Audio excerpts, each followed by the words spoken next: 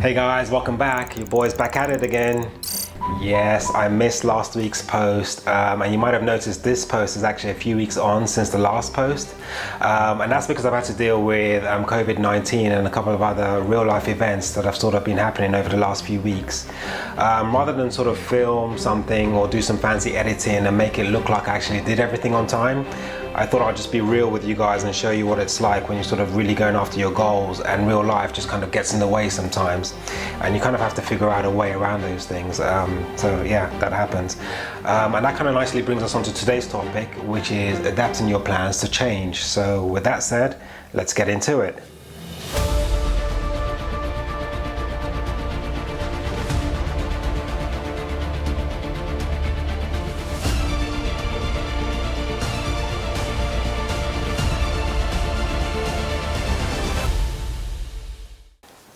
That's right, I said today's going to be about planning. Stop. Don't go anywhere. Yes, I do know planning is very boring. People very often don't know how to do it, and it's actually just a lot of hard work. So people are usually not excited when it comes to planning, but I'm going to give you guys a couple of tools today, which should hopefully make that a bit easier for you with whatever it is that you're going after, whatever your goals are. But before we go into that, some of the basics in terms of what went well and what's gone badly over the last weeks.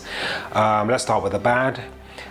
First of all, I didn't do as much programming and reading as I wanted to, and this is really important because this is one of the main things that I have to do for my goal. So obviously I need to spend more time there. And then the other thing, I didn't post last week. This is obviously a bit of a mini goal for me, so it's not so good if obviously I'm not posting as regularly as I'd intended to do. And then I'll say the other thing that didn't go so well, I wanted to spend even more time looking at some other grocery apps and stuff, and this is important because I need to get familiar with the typical design. I don't want to go and build something that is just way out there and people are not comfortable with, or it's just not user friendly. So yeah, those are some of the things that went badly. In terms of what went well, I learned a couple of new tools. So I learned how to use something called OBS Studio, which is a really good screen record application. And you might have noticed in one of my earlier posts, the screen recording was not so good. And this will fix that. So hopefully it looks a lot more professional going forward. And then I had to learn another tool which was really important called Git and GitHub, and this is a repository up in the cloud where developers can store their own code that you can use for free. And this is really important for what I'm doing because there's a lot of functionality that I either don't have time to write or I simply don't know how to write, and having code that people have basically already written for you that I can use for free is going to be really helpful for me in a lot of places. So I really needed to learn that, so I was quite happy with that. The other little thing, I got a mic, so that's what this little thing is. Some of the feedback I got from you guys already was that in some of my earlier posts, in some parts the sound was not so clear and crisp, so hopefully that's been improved, and basically it will sound better going forward. So getting back to the main thing for me that didn't go so well, the programming, I didn't get as much done as I really wanted to do. And I guess how do you deal with that sort of in your own goals when things are not really going to plan? Well, the first thing is obviously you have to have a plan, and assuming you have a plan, then how do you sort of manage it from there? And that's kind of a little bit of what I want to show you today, so let's get into some of that. Come with me. So I'm going to walk you guys through two different types of plan. They're both pretty simple, so don't get thrown by it. You can always apply it really to any kind of situation, whether it's a project that you're executing yourself, or it's a different type of goal that you yourself are chasing. The main thing is just to keep them simple, to be honest, and just get started. But they really are quite important in terms of as a tool to help you actually achieving your goals, because this is one of the things that people quite frequently ask me about. How do I sort of stay focused? And if you have a plan and you know what you're going after, this really does help you to achieve that focus. The first plan is a roadmap. So as you can see on here, it's a high level kind of plan. So I'll just show you very quickly what I've done. It basically has along the top just by month, so from where you currently are. So for me, when I started in April, just basically out until December. I have a very simple bar down the middle of the screen, which is just basically where I currently am today, and I move this around every week. Also, when I look at this, to roughly where the current date is, And then you just load this thing up with milestones. Well, I guess first of all, I've divided it into three sort of categories. So I have this learning category, because there's really quite a lot of study that I do as part of trying to achieve this goal. I have a section on the YouTube channel because obviously I'm doing all these frequent edits and posts, and then the main goal itself that I'm actually going after. So here is sort of my third and biggest section, and essentially I just load this thing with all these milestones that you see all over the place. And a milestone is just kind of like a significant point where you can sort of tick off something that you've achieved, which is a progressive step towards your overall goal. And you can see, so looking very quickly at these, so I have a couple of milestones around the learning category, but there's a lot more to come in this area because I know I have so much more study to do. And then you can see obviously on the YouTube channel stuff, then I have all these milestones around the posts that I do every week. And then going a little bit into the actual software part of what I'm trying to build. So I divided this into three kind of subsections as well, if you like. So the three kind of pillars that I've thought of so far with regards to the application are the database, the graphical user interface, the GUI, which is basically the part of the application that a user interacts with, and then what the AI services, so the artificial intelligence services, which is the bit that's supposed to do the kind of smart bit in terms of figuring out your shopping list and then offering you options in terms of where to go and get your groceries at their best prices and stuff like that. You can see some very simple milestones that I've put in around here. So doing the design around the GUI, doing some design around the database, connecting them up together, having some basic functionality around the shopping list, being able to scan items and all these kinds of things. But there's going to be many more of these to come, and they're definitely going to change as I learn more and certain things become clearer. But the key point is just not to be afraid, just to come up with some milestones, just throw them onto your plan. And just kind of jig them around as time moves along, as the picture gets a little bit clearer. So this is a very high level kind of thing. The other thing that I do is, as I get to each of these milestones, depending on if they're going well or badly, I sort of change the color, depending on if it's, if it's kind of slightly deviating from plan, I might make it amber, or if it's going really off the rails, then I might make it red. And it's really just a visual cue, just to give me an idea of how I'm doing in terms of progress relative to where I am with time.